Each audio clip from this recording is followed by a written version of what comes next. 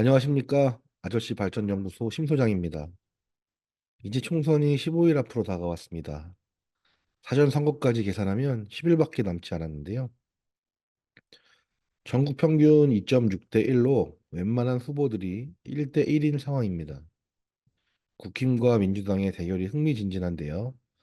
판세가 20% 이상 벌어진 지역을 제외하고 박빙 또는 초박빙 지역의 경우 하루하루 살떨리는 시간을 보내고 계실 겁니다. 아저씨 발전연구소의 심 소장이 제시하는 남은 10일 필승 전략을 소개하려고 합니다. 필살기만 소개하면 재미없으니까 전체적으로 한번 살펴보고 마지막에 필살기 말씀드리겠습니다. 선거운동은 예비 후보 기준 120일 전에 등록하고 시작할 수 있고 본선은 후보 등록으로부터 3주 정도 계산하면 맞습니다. 중앙에서 바람과 이슈를 제외하고 지역에서 할 수 있는 전략은 첫 번째, 이슈 선점입니다. 슬로건이 매우 중요합니다. 그 지역의 가장 가려운 부분 또는 대한민국에서 가장 문제되는 부분, 이런 부분에 대한 선점, 내가 무엇을 하겠다, 내가 무엇을 바꾸겠다, 선점해야 합니다. 다른 후보를 따라갈 수는 없습니다. 이슈를 선점하는 후보가 그 선거를 앞서 나갈 수 있습니다. 그런데 이번 선거는 대한민국의 모든 이슈가 윤석열과 이재명, 한동훈에게 쏠려버려서 후보 개인들에게는 참 아쉬운 부분입니다. 두 번째, 공중전을 이용한 매스컴의 활용입니다. 아무리 동네 시장을 돌아다닌다고 해도 TV 공중파나 유명한 유튜브에 한번 출연하는 것이 훨씬 효과가 큽니다. 유명한 아나운서나 TV 패널, 아니면 유튜브에 유명 진행자와 함께 대담이나 인터뷰를 하는 모습은 우리에겐 후보의 이미지와 유명인의 이미지를 섞어놓는 효과가 있어서 선거에서 매우 유용한 전략 중에 하나입니다.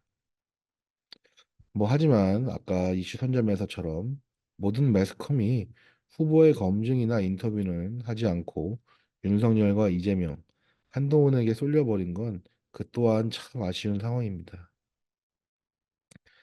사실 유권자의 마음은 한 달 전, 늦어도 2주 전에는 결정이 됩니다. 첫 번째 이슈 선점과 두 번째 공중전을 활용한 매스컴의 활용이 후보자가 할 수 있는 최선이고 나머지는 당이나 정부의 태도, 갑작스럽게 돌풍이 불거나 이런 거는 뭐 있을 수 있겠지만 큰 영향을 미치지 않습니다.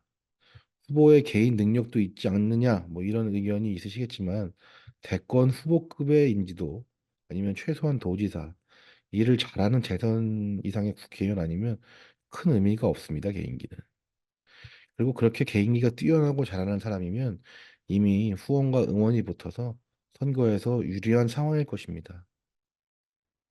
이렇게 거의 정해진 유권자의 마음을 바꾸는 심 소장이 추천하는 필살기가 바로 네거티브와 거짓 뉴스입니다. 네거티브와 거짓 뉴스라는 건 사라져야 하고 없어져야 하는 적폐이지만 사실 또 선거철에 이만한 효과를 내는 방법이 전무합니다. 이건 저의 개인 생각이 아니라 정치학에서 나오는 내용입니다. 선거가 얼마 남지 않은 시점에서 내가 잘났다, 내가 훌륭하다라는 건 효과가 없습니다. 상대방이 절대 돼서는 안 된다는 메시지를 만들어내야 합니다. 내가 불리한 여론조사가 많이 나왔다면 몇 달 전이든 작년이든 훨씬 전이든 내가 유리한 여론조사표를 가지고 방금 나온 여론조사처럼 뿌려야 합니다. 거짓 뉴스죠. 하지만 필요합니다. 또한 상대 후보의 인성에 문제가 있다, 범주에 연루돼 있다, 당내 문제가 많다, 더한 경우에는 가족과 친구까지 공격하는 경우가 있습니다. 네거티브입니다. 10일 남은 상황에서 소문이 도는데 충분하다 못해 넘치는 시간입니다. 아쉽지만 이런 더러운 방법만이 효과가 있고 승리의 밑거름이 됩니다. 그래서 정치가 더러운 쓰레기들만이 성공하는 이유입니다. 이제 10일, 본선거는 15일 남았습니다. 국내에 약 260여 개의 지역구와 40여 개의 비례대표가 있습니다. 출마하신 정치인 여러분, 화이팅 하시고 4년 동안 본전만 찾아주십시오. 발전은 기대도 하지 않습니다. 좀 부탁 좀 드리겠습니다. 감사합니다. 이상 아저씨 발전연구소 심소장이었습니다.